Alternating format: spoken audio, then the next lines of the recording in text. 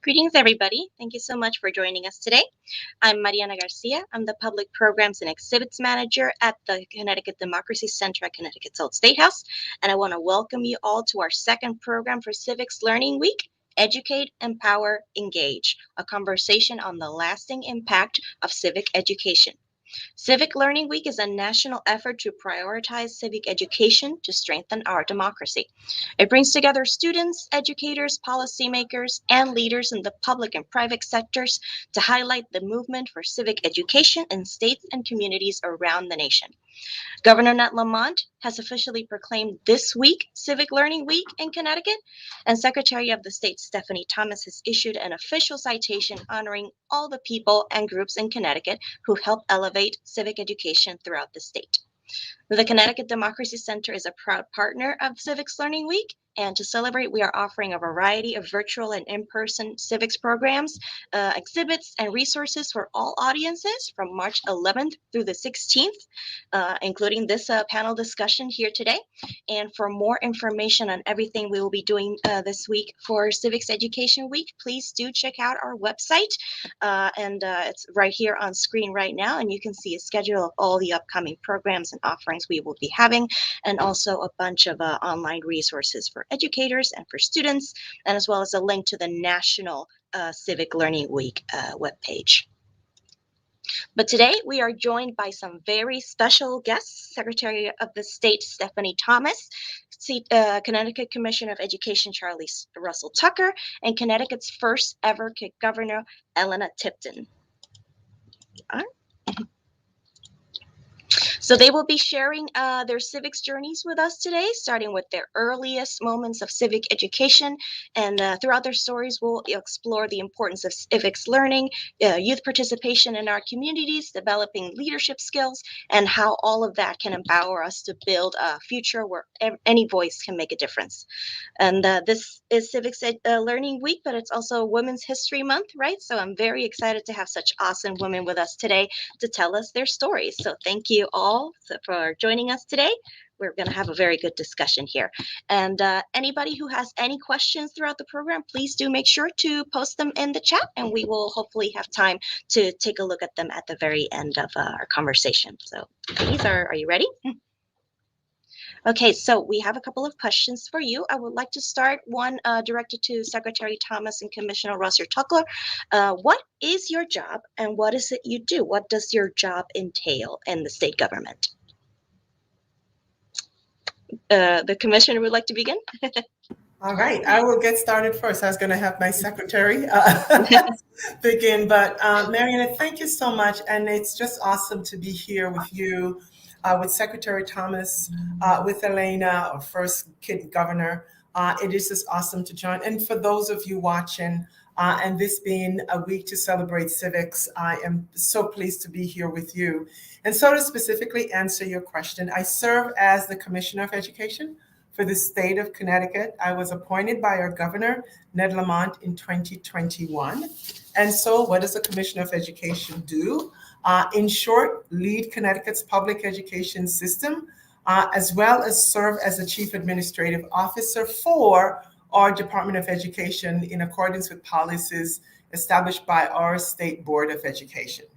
But I'd like to bring into context when I say I lead the public education system in our state, just to give everyone context. I always appreciate doing this. We have 201 school districts across the state. That includes charter schools. In our state, the last data count, 512,652 students. And of these 500,000 plus students, a lot of people don't recognize that 53%, about 275,000, represent as students of color. We have about 92,000 who are students with disabilities, about 54,000 and growing are English learners, multilingual learners in our state. And, we have about over 180 languages spoken. And so when we talk about our public education system, that is the context and that is what we're talking about. And so I serve in that role so we can all work together to ensure that public education in Connecticut is world class and that every one of those students that we talk about have access to those, to our systems, or awesome systems. and to make sure that they're improved as well as we go forward. I also work with other state agencies, like our secretary here, our constitutional officer, and we work with all our school districts, as I mentioned, our policymakers who make policies for education. So we ensure that we're abiding by all the rules and all the laws that they make. And then there's other times when I get to represent the state, even on the national stage. I am pleased to have testified in Congress twice, talking about the work that we're doing in Connecticut. And so ultimately, I really feel honored to be able to do this work in our state, to represent all of you that may be watching, but supporting all our learners to make sure, as I said, education is world class in the state of Connecticut. So with that, I'll turn it to Secretary Thomas. Well, I am so happy to be here, but during Civic Learning Week, I felt I had to yield to the Commissioner of Education. The Secretary of the State, we do so many things, we do not have enough time to cover it, but there's two main things we do. We serve as the institution where if you're registering a business or a nonprofit, you are interacting with our office. And the commissioner had some great data, so now I feel compelled. We have almost 500,000 entities registered here in Connecticut. This time of year, when many entities have to file annual reports, we are in constant communication with members of the public, and every single week from January through March, we are sifting through as many as 1,500 emails and phone calls a week with questions. And the second thing we do that is in the headlines these days, we oversee the administration of our elections.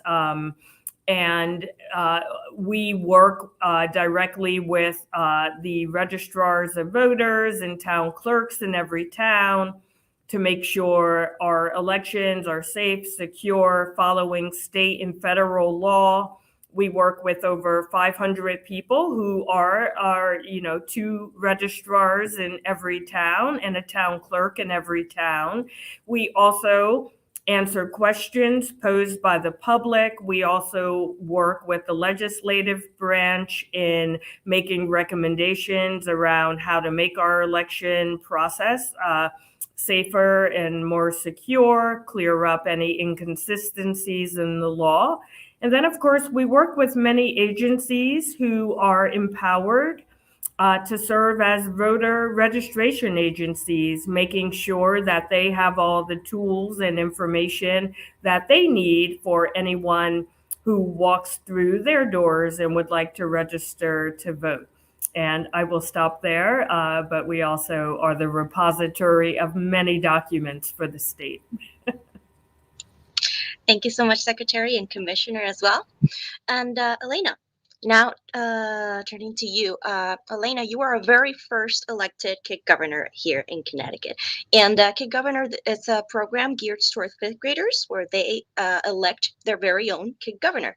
They have a statewide election, they have nominees, they have candidates, and then they have a real election where a Kid Governor is elected, and they will have a one-year term. And Elena was our very first elected Kid Governor. And Elena, I would love to hear a little bit about yourself and also what your experience was like as the first Kid Governor in Connecticut.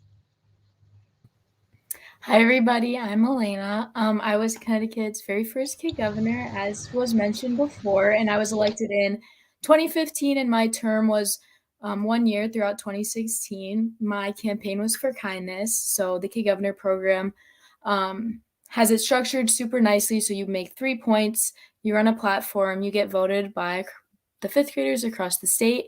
And currently I'm a freshman at UConn. I'm just finishing up my first year there, and I'm studying statistical sciences. And as mentioned before, the Kid Governor program, when I was elected, was a pilot program. So it was the very first year. And the staff at Kid Governor, Mr. C, Ms. Whipple, and all the people who worked behind the scenes worked tirelessly to provide me with so many opportunities, such as speaking at the Women's Hall of Fame banquet, going on a library tour, and speaking with youth and adults all throughout Connecticut. They set up a meeting with me with the past governor and the current governor at the time.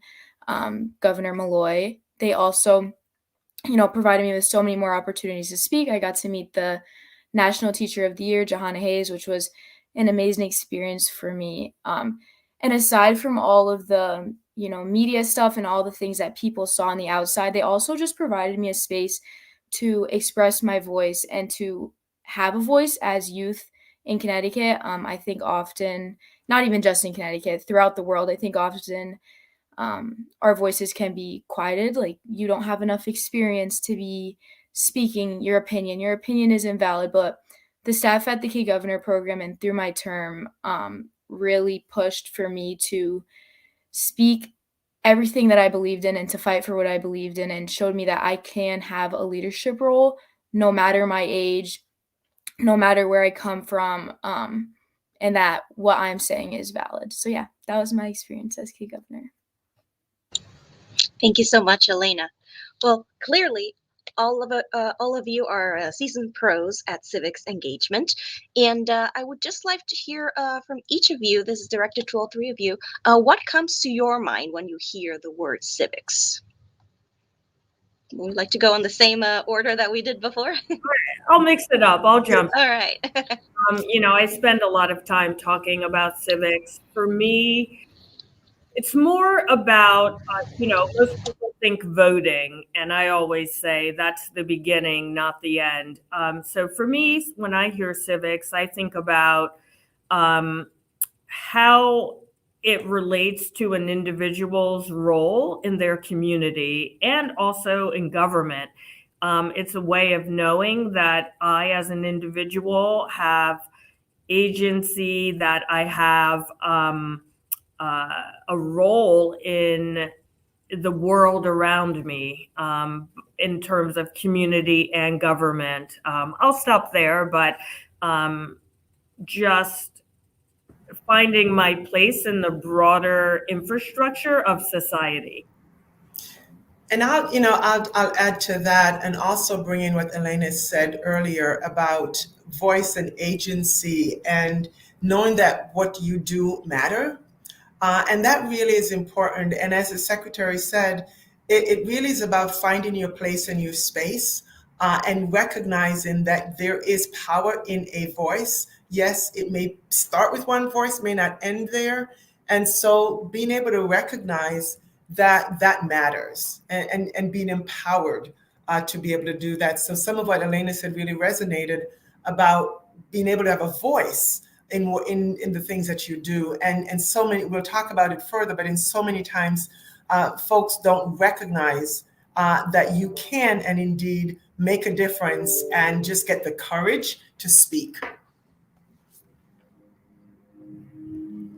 And I'd love to jump in and kind of go off what these ladies said. I think a big part of understanding your voice and to be able to have a voice in our world and in our society and in each individual community that we're all a part of is to understand the actual structures of the government, and to understand, I feel like, as the secretary said, so much of it that comes to the media and that people really think of when they think of their voice is voting.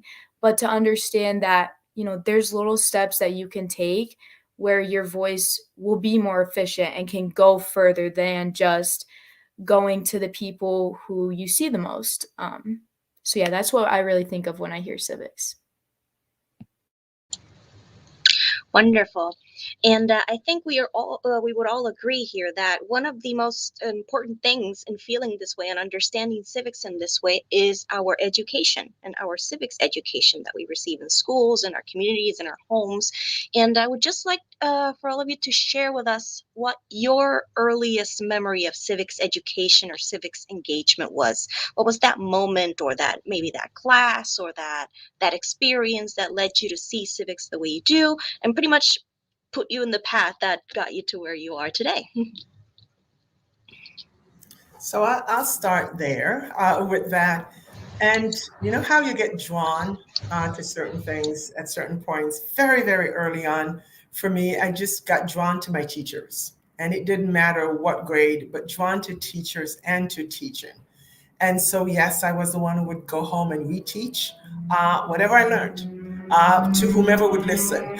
That all ended up being able to provide tutoring. And of course, we didn't think of that at the time, but was helping my classmates and others to understand when something they didn't grasp. But it was this constant, at the end of each day, I was going to reteach that lesson because I was so drawn to my teachers and all of that. And so here I am today.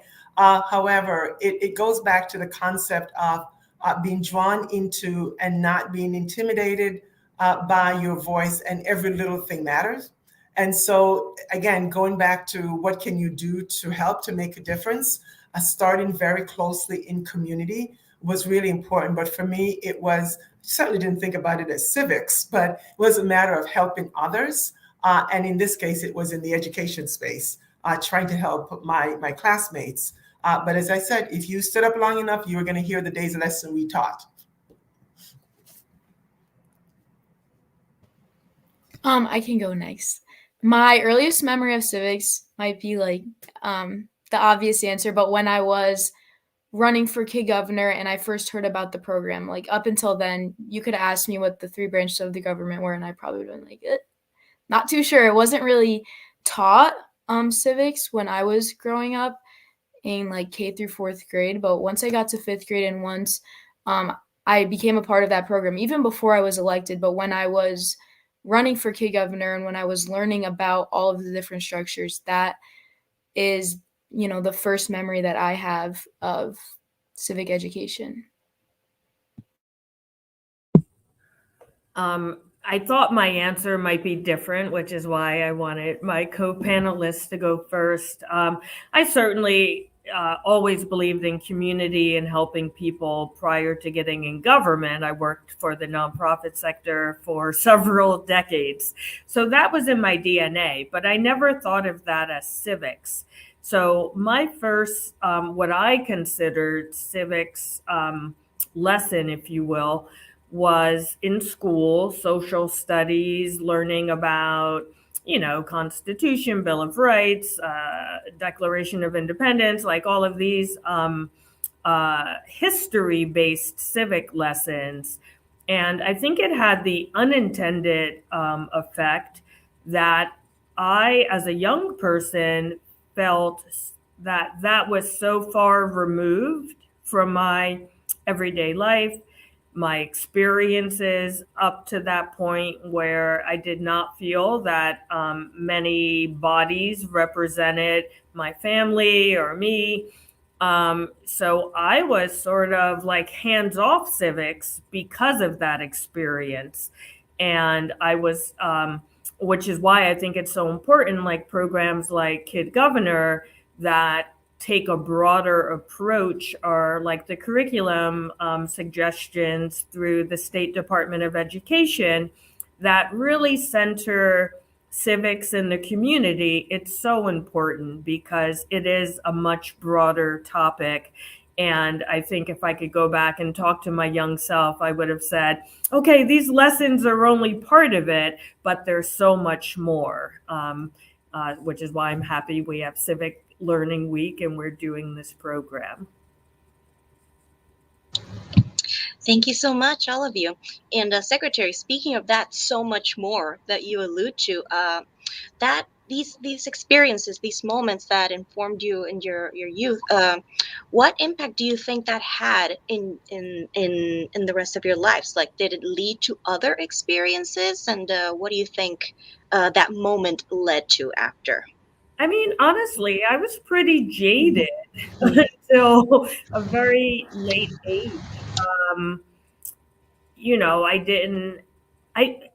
I was jaded because I didn't understand the process. And it's why I spend so much time speaking to young people in particular, but also people of all ages. We as individuals tend to think of life as issues, whereas government is not organized that way. Government is very siloed. It's divided between local, state, and federal. So I was jaded because I felt like I didn't see movement on issues that mattered to me. And that ultimately is what led me to the nonprofit sector, because I thought I could solve some of those issues that way. But I tell young people and all people all the time, like, okay, if your issue happens to be climate, offsetting climate change, are you talking local issue where you need to go to the town ordinance about pesticide usage?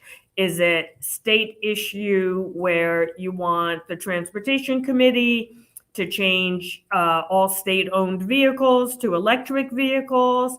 Is it federal standards? So just understanding that government is very siloed would have made me perhaps more optimistic, because I would have chosen one level of government and really applied myself in that one place, versus just feeling overwhelmed and like my voice didn't matter because I didn't see movement on the whole.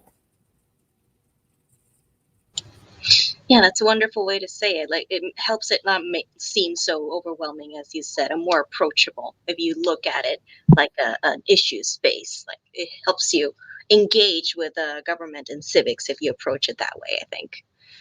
Commissioner Elena, is there anything you would like to add if your experiences led to anything else? And so the secretary talked about going into the private sector, and my draw was to the public sector. Having what I mentioned before is earlier, always wanted to go in and help, and to also empower others. A part of that came into being around, and we'll talk about experiential civics, right? And getting engaged. Always wanted to be engaged, and I thought the place to try to do that, to make a difference, was in government. And so landed here, but always thinking about how do we empower others' voices, and to say you can make a difference. And sometimes you have to be a part of the inside of that in order to understand it, so you can empower others as to how they can engage the system and the process. So for me, it was public service, was where I ended up in this space. Spent some time, as well as 17 years as adjunct faculty in higher education, and the entire time working with students about what is it that you want to see change, and how do you make sure that change can happen, and how do you fight for, and this is a quote from Ruth Bader Ginsburg, is like, how do you fight for the things that you care about, but do it in a way that lead others to join you? So always helping folks navigate that space is something that kind of led me to that point. I think for me, being Kid Governor, is kind of talked about again by both of these ladies.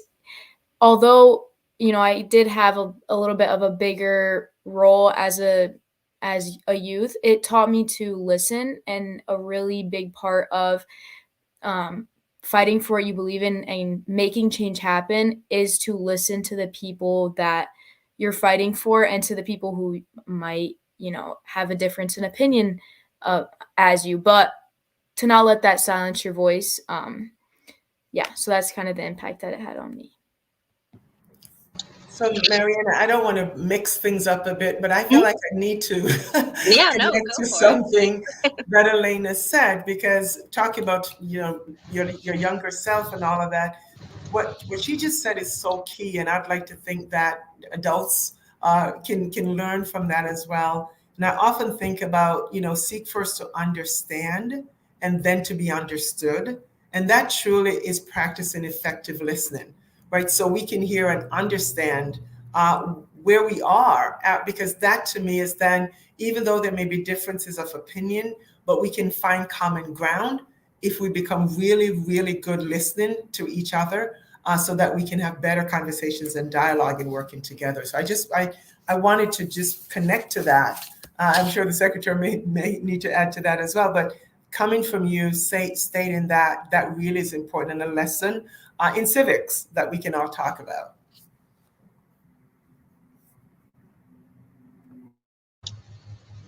Great, thank you so much. Okay, well, I do have a couple of questions directed to one in specific of you, Commissioner Russell-Tucker. How can early civic education cultivate a culture of civic responsibility and active civic participation? Another great question. When we talk about begin early, and so many times when you talk about civics education must begin at an early age. We know sometimes we think about middle school, but I really do believe it can begin earlier. And we may not be talking about formal civics education, although it can be that as well. But developing the habits of mind, making decisions collectively, can start with class rules or class contact for the year, making decisions about something that's a collective good for the community in which we're in. And that all can be a part of the early years in school, is acting in the best interests of others in our community. Again, it could be a class, it could be the school community, and then you can branch out to what's happening in the community at large. And so it really is an emphasis, as well as we talk about developing critical thinking skills, which we know is so essential for 21st century skills and 21st century learning. So it really is important when we think about this that we don't wait in our schools to get started, but this can start as early on in our kindergarten, really elementary school, to develop the habits of mind that can certainly foster where we end up.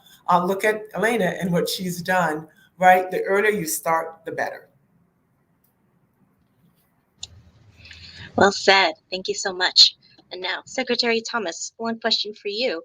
But maybe the commissioner would also like to weigh in on this. What are you and your office doing to prioritize civics education in Connecticut?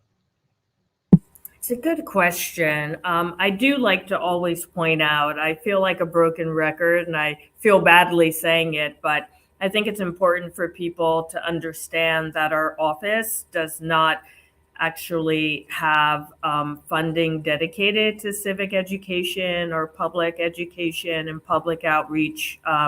So we try to do that work through existing positions, to sort of spread more civic awareness. So we are doing everything we can. I felt it was important when I was elected to do two things. One, make sure we were not just focused on K through 12. So many adults have only had one civics class in their entire life, if that. And they also need education. Two, I wanted to try to demystify the process and make sure that we could put out materials in plain English, but also try to get as many materials translated into Spanish as possible. We hope to be able to do other languages moving forward. So we have done that. We have a great platform called civics101.ct.gov.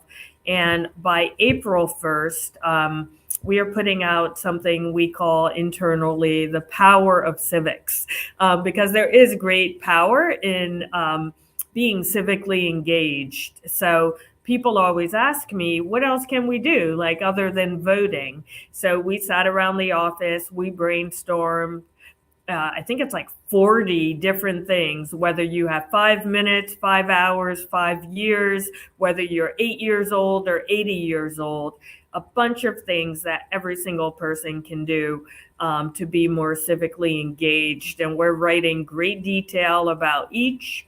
We are in the process of getting it designed and put together in a way that is easily understood. And we'll be launching that on our website, same website, Civics 101, by April 1st.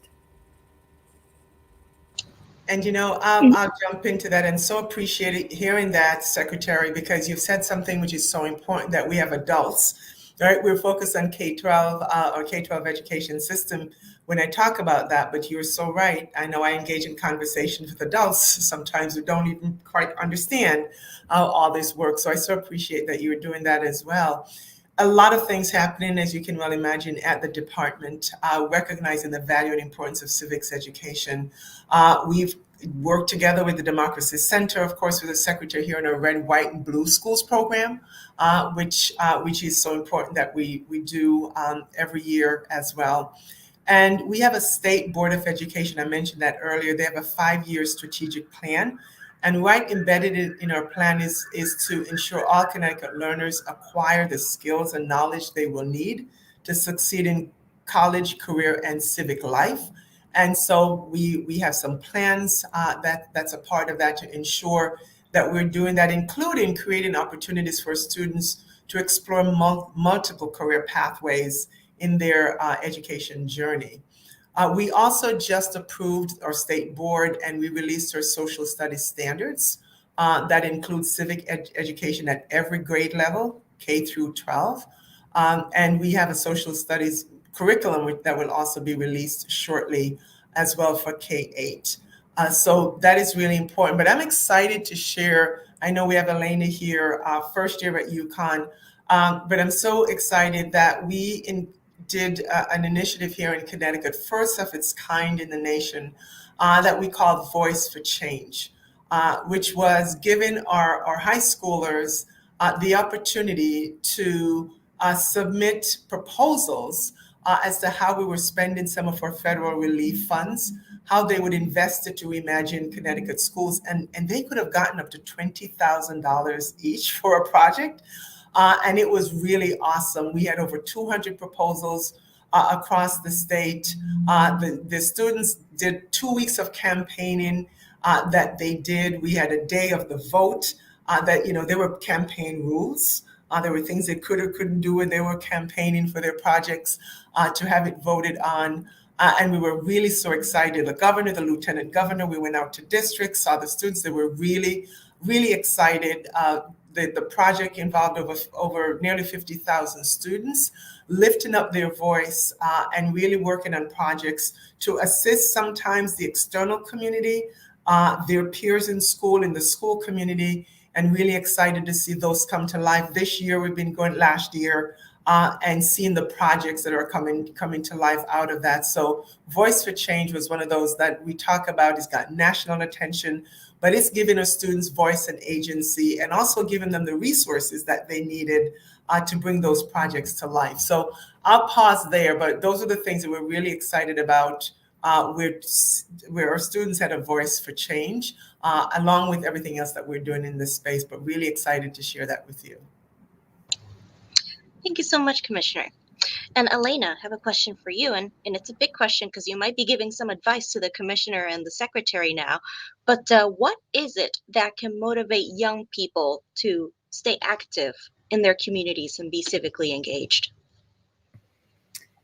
The first thing that comes to my mind is validation, and I think that is kind of a general life thing. To motivate anybody is to validate them and to validate what they're saying, even if you don't agree with it, even if it's something that's so small that you're not even going through the back of your head. But for people with more power and with bigger leadership roles to listen to youth and to understand that their opinions and their thought processes are so different than older people in our community and throughout our state is so important. And I can speak personally, like at UConn, I know right now there is a lot of students who are very frustrated with, some of the tuition raises that are happening as college is very expensive. And there was, a bus put together for students by UConn to go to the Capitol to talk about and to express their opinions. So UConn validating that and getting them that transportation and pushing for them to express their opinions is something that is super motivating to continue to speak out.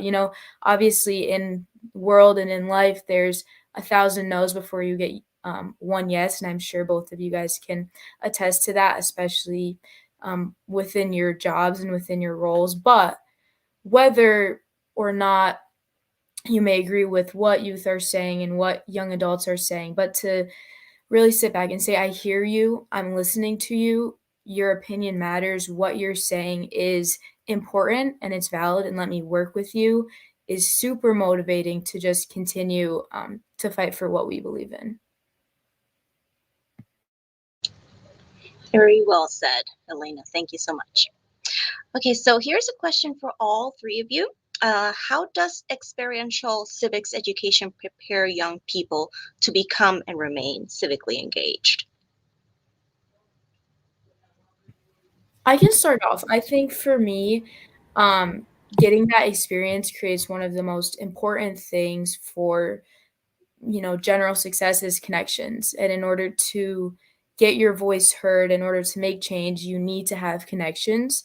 So for me, I have these connections at the Old State House and through the Connecticut Democracy Center, especially with Mr. C. Like, we worked together super closely throughout my term and even throughout the past almost 10 years. It's been almost 10 years since I was Kid Governor. He's been able to really aid me in really whatever I bring to him. And that's because I had that experience within civics and was able to create that connection and to create that bond and almost that trust where, Mr. C really listens to me. And as I said before, validates my opinion. So by having those experiences, it can really elevate that and continue, individual students' journey in civics. Yeah, I don't have much to add to that. I'm definitely not in pedagogy, so I can't wait to hear what the commissioner has to say. But I think having experiential learning in any area builds confidence. It gives you practice, seeing how something works. You have, it's hands-on. And I think that is one of the best ways to learn anything. You can also, see what works, see what doesn't work, and sort of hone your craft, as it were. And civic education and civic engagement, it builds skills that are just good in life, whether it's in school, in a job, in a relationship, as Elena, talked about, being able to validate and have conversations and civil discourse and figuring out how to solve a problem. These are skills that you can't go wrong having no matter what you're doing. So I think more experiential learning, like the trip to the Capitol that UConn helped happen, just having that experience will make everyone who went on that trip or who knew about that trip more or better positioned to engage with their government moving forward. And you did just fine with that, which really is so important because it is putting civics in action, right? It's really what it comes down to. We tell students to take informed action, which is what the inquiry arc of social studies we talk is all about. Take action, right? Get informed, take action, and you can always do that, which is really important. So it also makes the learning, right, much more connected to what it is that you want to do. So it keeps our young people also engaged.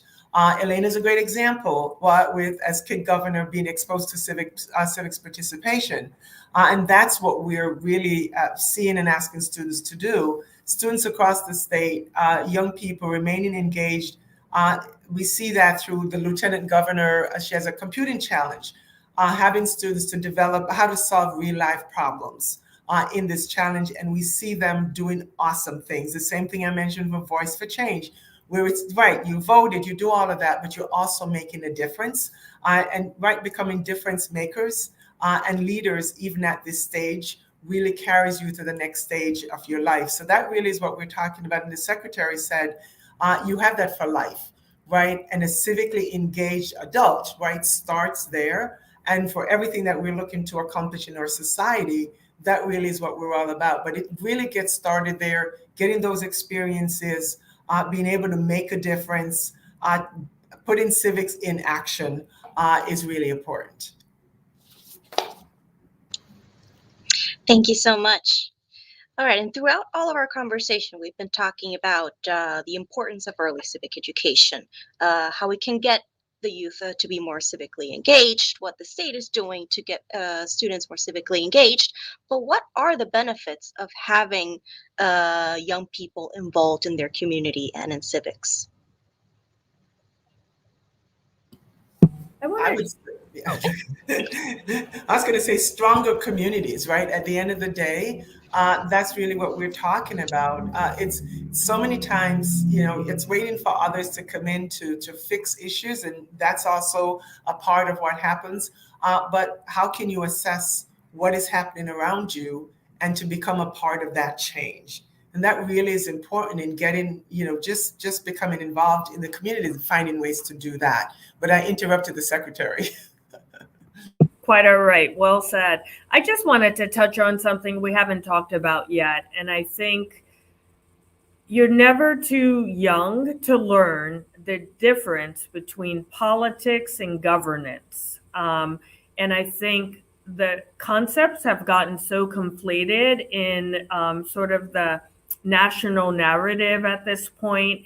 And I see young people, old people backing away from governance because they equate it with politics. So learning that civics is related to your community and the way government occurs, happens, intersects with your life. I always tell people we are governed in almost everything we do, which is very different from politics. When I'm running for election, I'm a politician. I am elected as secretary, so now I govern, right? And I do have some control over some things that you may experience. And wouldn't you rather I have input from you as I make my decisions? And definitely lawmaking bodies definitely need that input. So I encourage young people to start making that difference between the two.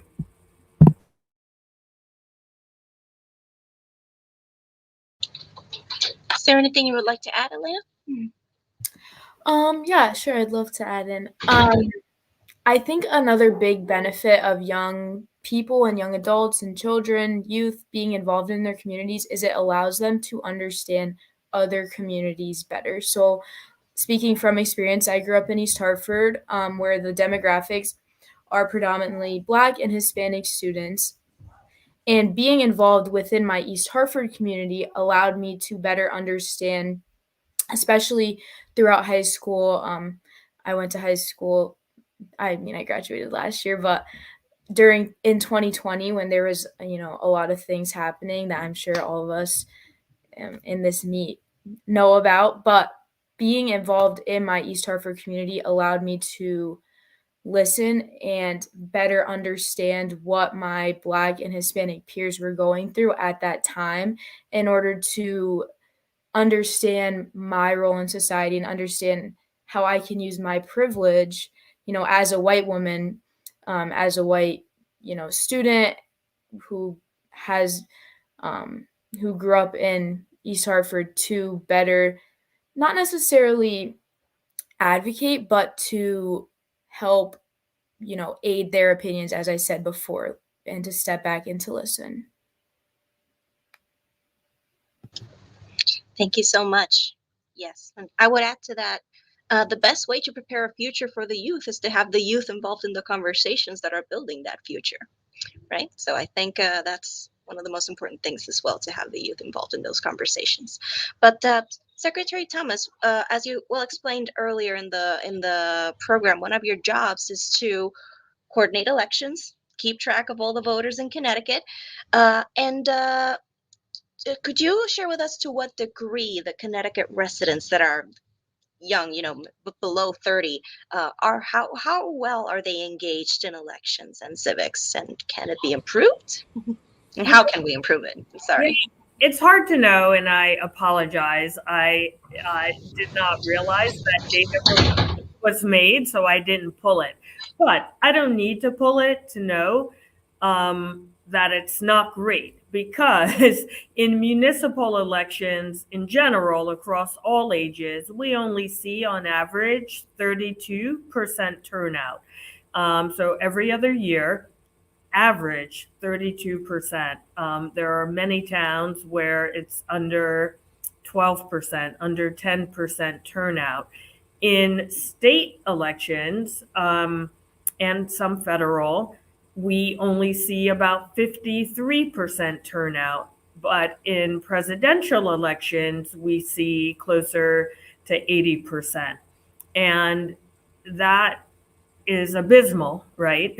Because, without even getting into is everyone who's eligible to vote voting and other voting rights issues, that tells me that there are 80% of eligible voters who see fit to go to the poll on election day to vote for president.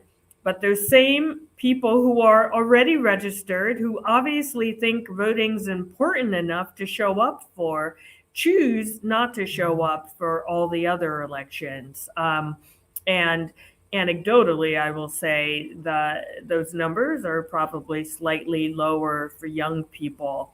What I think can be done, I think part of the issue has to do with public education and the lack thereof. Right now, in Connecticut, most information about elections are communicated by political parties and political candidates.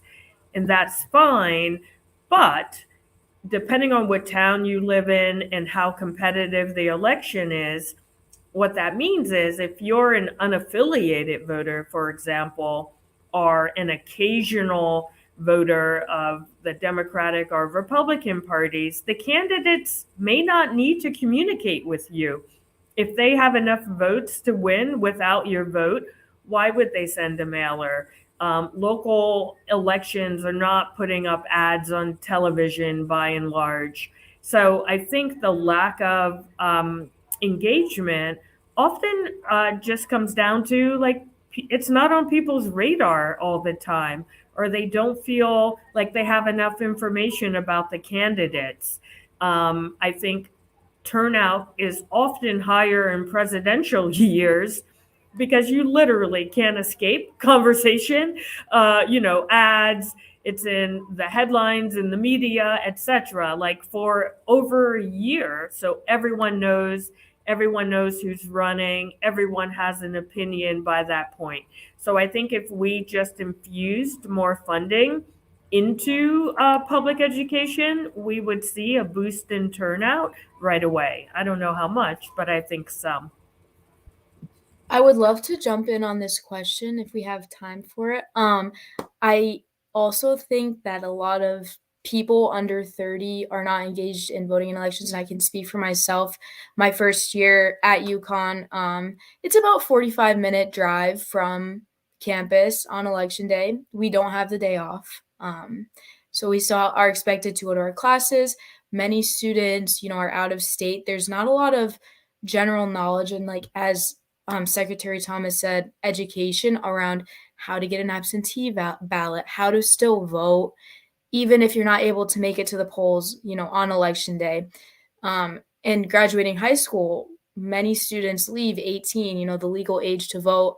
We're not really taught a whole lot about that, how to vote, where to vote, when to vote, how often elections occur. And I think, as she also said, I think a lot of people, when they think voting, they think it's every 4 years, it's every presidential election, but those local and state elections can often be more important than, the presidential election, a better way to express your voice. I have to jump in again on that. Those are excellent points. This is what I lived with. We did a focus group with our interns talking about why don't you vote? Why don't your friends vote? Do you vote? And, some easy things came up. Like Elena just said, most college students were like, we don't even quite understand. Can we vote in our college town or our hometown? What are the laws around that? So at the Civics 101 portal, we put up it's as easy as 1, 2, 3 doc for college students specifically. We also reached out to all colleges and universities to coordinate on putting together information that they could get out to students. But I totally lost track of the other thing Elena said that was really important. But it's getting information out into the hands of people. Most people are confused, even older people. Like they started voting when they were 18 sometimes, and they don't realize election law can change all the time. So they're still basing their activities on what they learned 10, 20 years ago, and it could be quite different. Oh, and I remember I have a bill in right now that would allow 16-year-olds to pre-register or to be pre-registered when they apply for their learner's permit, because a lot of 16-year-olds are interacting with the DMV, so that when they turn 18, they are already registered, and that would remove a barrier. There are about 16 other states that have this law already. You only have to be 16 to be a poll worker in Connecticut. So I think it's a great way to engage young people early and start explaining how this all works. So if anyone wants to be civically engaged, they should send a letter to their legislator encouraging passage of the bill. Thank you so much.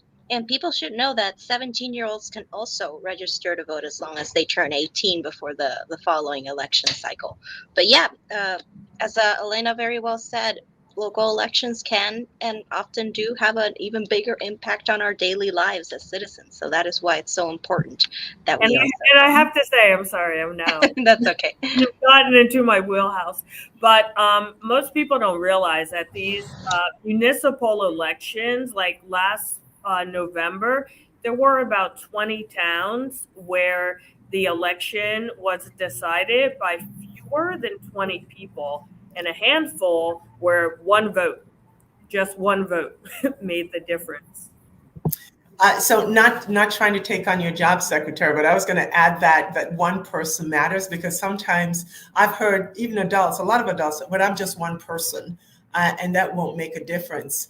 So that is so important that you share that as well. The other thing that Elena mentioned is that she doesn't get the day off. So I thought you were going to speak to that as well, so she can get the day off to vote. But what you said is so important. It's making me go back to think about, even in our space, in our K-12 space, and the work that I've said even about Voice for Change, and the fact that folks had to propose projects, they had to campaign, and there was the day for the vote, all of those kinds of things. It's making me stop and think about what has been has there been any long-term impact of just that level of civic engagement? And so it's making me think we need to ask that question. What I always say can't be without you, without you, Elena. And so we always want to hear the voices of our young people to help inform our actions. And I so appreciate everything that you've said here today. It's making me stop to think about what we can do in our K-12 space as well. Thank you so much. No, I love this. The speakers ping-ponging off of each other. That's what we love to see. But I think we are just about ready to start wrapping things up. I do have a couple of concluding questions and bookend questions for our conversation. First of all, what advice would you give someone who is seeking a leadership role in their communities? I would say just do it, right? And right, often I know I've heard this stat as a woman where, they say that, we often feel like we need to have done the job before we do the job. And I considered not running for secretary, and I had lunch with a friend, and she said to me, I just want to make sure you decided not to run because you examined your entire life and it just doesn't make sense, versus because you have imposter syndrome or just don't think you're qualified in some way. And I had to stop and sit back, and it was the latter. I just felt like, I've not been secretary, so why can I'm not allowed to run for secretary. So be confident in your own abilities and just do it. You can learn most things. And I actively seek those opportunities as well. All right. And nothing is, to your point, too small. And so it's developing that confidence. Don't limit yourself. There are indeed infinite possibilities of what we can achieve. And you said something as well. You sat with a friend. Surround yourself with folks that you can trust, that can help to mentor you, some who can sponsor you, but that really is important as well. That voice that says you can do it. Have you thought about this? That can help you when you process your, I don't have this experience or that experience, can say, but wait a minute, you need to give this a second look. So that's also a key point for young folks, young people thinking about a leadership role, to think about those that can help to mentor them along the way. And to add on, I would tell people that leadership isn't always standing in the front of the room and being the person with the biggest title and being the person with the loudest voice, but leadership can be just showing up, just attending, and having small impacts on your community. That can also be, classified as a leader. And I say lead from your sphere of influence, right? And that's wherever you are. Thank you so much. And finally, my last question would be, what advice would you give yourself, your younger self, about staying civically engaged? I'll jump in. I think I would tell my younger self that, there's not a beginning, a middle, and an end. Civic engagement is a lifelong journey. You don't have to know all of it at once, but you should just know that there might be more out there.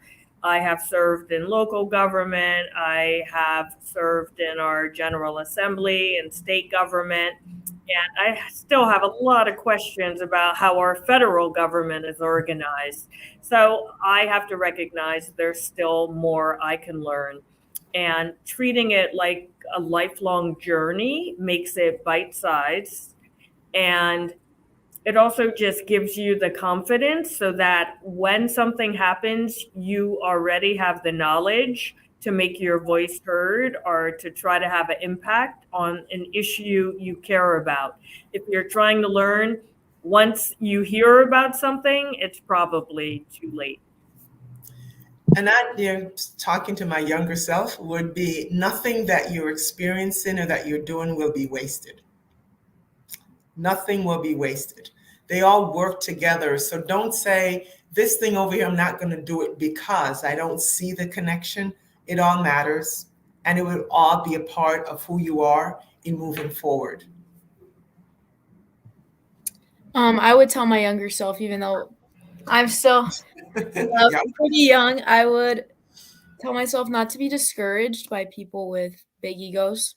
It exists everywhere within government structures. People with a lot of power can try to take you down and try to invalidate your opinion, but to continue to educate yourself and to continue to fight for what you believe in, no matter what anybody else says, is super important. Can I say one thing? I think course. that's a really good point, Elena.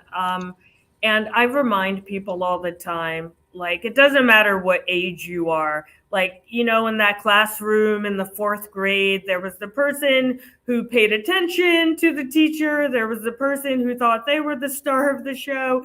There, like, people just grow up, but the same personality types. So I think what Elena said is really important. Like, don't be turned off by one bad experience.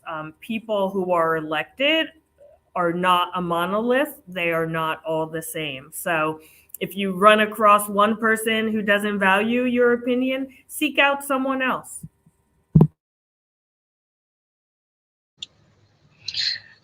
Thank you so much, all of you. This was wonderful, wonderful advice, wonderful conversation.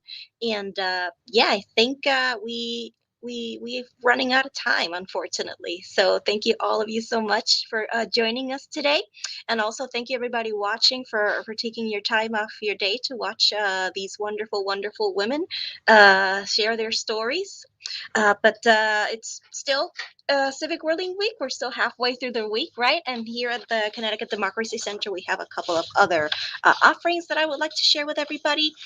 We are offering voting rights themed tours here at Connecticut's Old State House in downtown Hartford every day through Saturday this week at 2 p.m. So if you come down at 2 p.m., we can give you a special voting rights themed tour.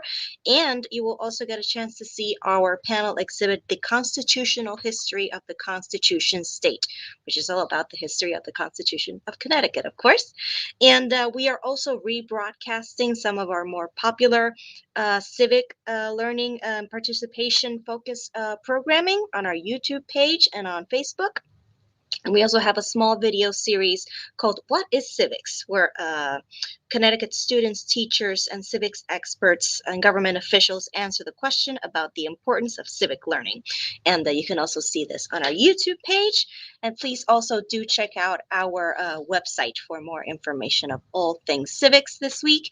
And again, also do check out the National Civics Week website for more information about what other states are doing for Civics Week. And again, Commissioner, Secretary, and Elena, thank you so much for joining us today. And again, thank you everybody for tuning in. We hope to catch you again for another future program, but I hope you have a wonderful rest of your day today.